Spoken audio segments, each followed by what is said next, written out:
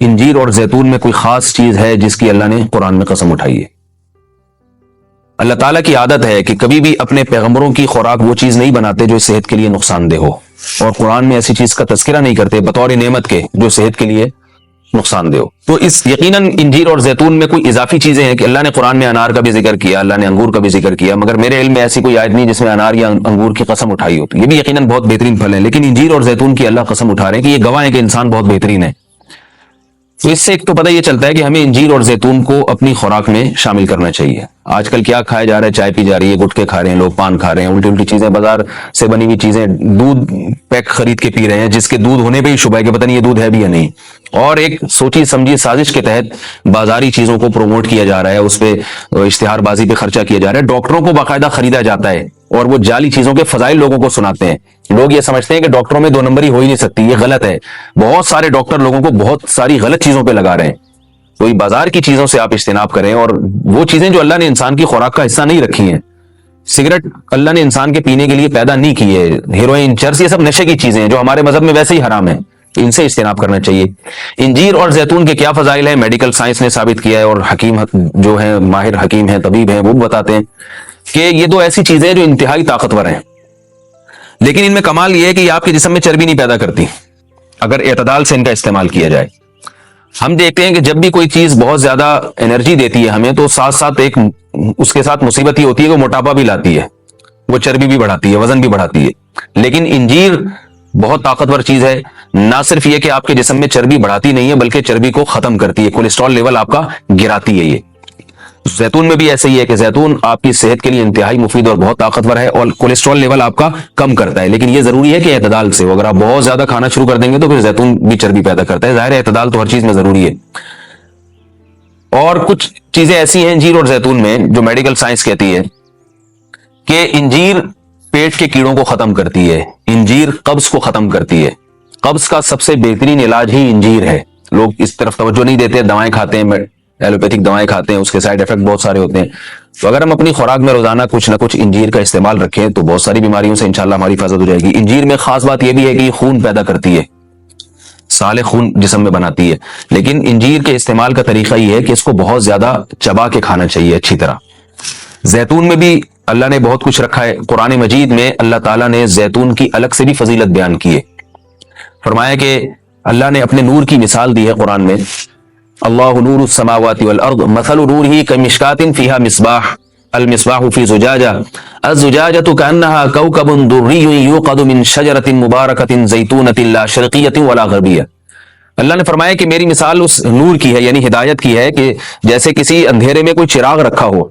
اب اس چراغ میں اللہ نے مثال کس دی ہے؟ یعنی زیتون کی دی ہے، کہ وہ چراغ جس کو زیتون کے تیل سے جلایا جا رہا ہو، یعنی ایسے تیل سے جو مبارک درخت سے نکالا گیا ہو۔ تو اللہ نے وہاں بھی قرآن مجید میں سورہ نور میں بھی زیتون کے درخت کو اللہ نے مبارک درخت کہا ہے۔ ایک اور مقام پہ قرآن مجید نے زیتون کی تعریف کی ہے، فرمایا کہ وَشَجَرَةً تَخْرُجُ مِن طُورِ سَيْنَاءَ تَنبُتُ بِالدُّهْنِ وَالصِّبْغِ لِلْآكِلِينَ۔ اللہ وہ ذات ہے جس نے ایسا درخت پیدا کیا جو طور سینا میں پیدا ہوتا ہے، یعنی کوہ طور میں پیدا ہوتا ہے وہ درخت، اور تنبت بالدہن جو تیل لے کر پیدا ہوتا ہے، اور صبغ للآکلین کھانے والوں کے لیے سالن کا کام دیتا ہے، یعنی لوگ روٹی اس تیل سے لگا کے کھاتے ہیں، سالن کا کام دیتا ہے وہ۔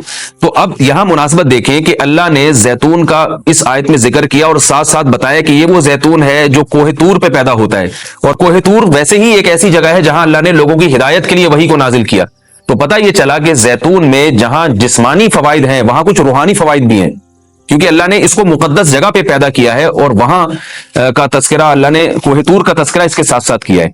اور اس آیت میں بھی ایسا ہی ہے، جہاں اللہ نے زیتون کا ذکر کیا آگے فوراً بطور سینا کوہ طور کی اللہ نے قسم اٹھائی ہے۔ تو اس سے پتہ چلتا ہے کہ زیتون میں جہاں جسمانی فوائد ہیں کچھ روحانی فوائد بھی ہیں۔ روحانی کا مطلب یہ ہے کہ اس کے کھانے سے عین ممکن ہے کہ آپ کی کچھ روحانی ترقی بھی ہو، شاید اللہ کی محبت میں اضافہ ہو، گناہوں سے نفرت پیدا ہو، یا اس کے سے جسم میں کوئی ایسی تبدیلی آتی ہے۔ میں کوئی یقینی بات نہیں کر رہا، لیکن قرآن میں اس طرف اشارہ ملتا ہے۔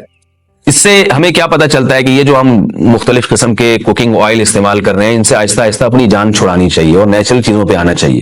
ایک آپ کو میں ایک تحقیق یہ بھی بتاتا ہوں کہ میڈیکل سائنس یہ کہتی ہے کہ یہ جو کولیسٹرول ہے نا اور یہ چربی ہے، یہ دیسی گھی سے نہیں پیدا ہوتی، یہ ہم جو آرٹیفیشل آئل استعمال کر رہے ہیں، جو پتہ نہیں کیا کیا ملایا جاتا ہے، اس سے نقصان ہوتا ہے، جبکہ لوگ دیسی گھی سے اجتناب کرتے ہیں۔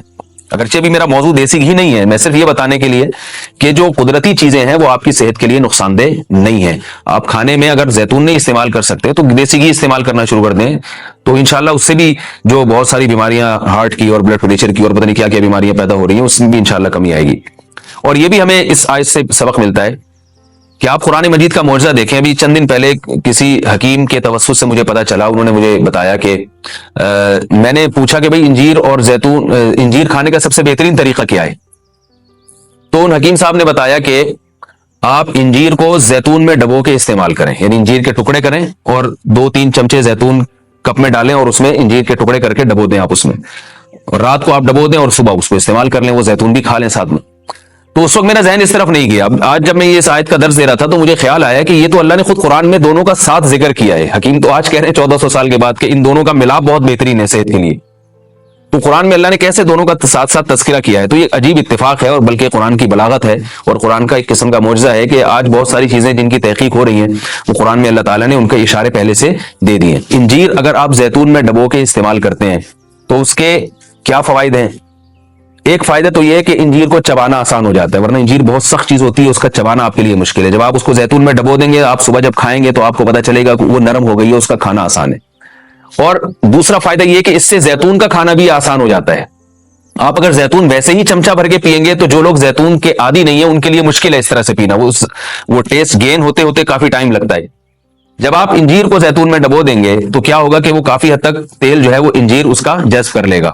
پھر جب آپ استعمال کریں گے تو وہ تیل کا استعمال بھی ہوگا، مگر وہ تیل کی ایک خاص قسم کی جو ایک مہک ہوتی ہے جس سے بعض لوگ جس کو پسند نہیں کرتے، تو اس مہک سے بھی آپ کی جان چھوٹ جائے گی اور آپ وہ آسانی سے کھا سکیں گے. دوسرا فائدہ اس کا یہ ہوتا ہے کہ یہ جو کمبینیشن ہے انجیر اور زیتون کا، کچھ فائدے انجیر میں ہیں جو زیتون میں نہیں، کچھ فائدے زیتون میں ہیں جو انجیر میں نہیں. تو یہ کمبینیشن ایسا ہوتا ہے کہ آپ کو ایک صحت کے لیے ایک بہترین ٹونک مل جاتا ہے، کولیسٹرول لیول آپ کا کم ہو جاتا ہے، قبض آپ کا ختم ہو جاتا ہے. یعنی اطباء یہ کہتے ہیں کہ یہ دو آتشہ بن جاتا ہے، یعنی انجیر کا فائدہ بھی ڈبل ہو جاتا ہے اور زیتون کا فائدہ بھی اس سے ڈبل ہو جاتا ہے. تو جب اللہ نے قرآن مجید میں ایک چیز کا بہت اہتمام سے تذکرہ کیا ہے تو ہمیں اس کو استعمال میں لانا چاہیے. میں نے عربوں کو دیکھا ہے وہ بہت زیادہ انجیر اور زیتون کا استعمال کرتے ہیں، مگر ہمارے ہاں صبح صبح لوگ جیم کا استعمال کر لیں گے، شہد نہیں استعمال کرتے، اور بچوں کو ٹافیاں کھلا دیں گے، انجیر نہیں کھلائیں گے کبھی بھی. میں اپنے والد صاحب کو دیکھتا تھا، وہ ہمیں انجیر لا کے دیا کرتے تھے، ہم کھاتے تھے اس کو شوق سے، والد صاحب خود بھی استعمال کرتے تھے. تو والدین کو چاہیے کہ بچوں کو ان چیزوں پہ ڈالیں. میٹھا کھانے کا بچوں کو شوق ہوتا ہے تو آپ ٹافی یا چاکلیٹ کے بجائے آپ ان کو انجیر کھلا دیں، آپ ان کو کوئی ایسے پھل فروٹ کھلا دیں، شہد کھلا دیں. تو ان چیزوں پہ لانا چاہیے کیونکہ اللہ تعالیٰ نے صحت کی حفاظت کا بھی ہمیں حکم دیا ہے. قرآن و سنت میں اس کا بہت تاکید سے حکم ہے.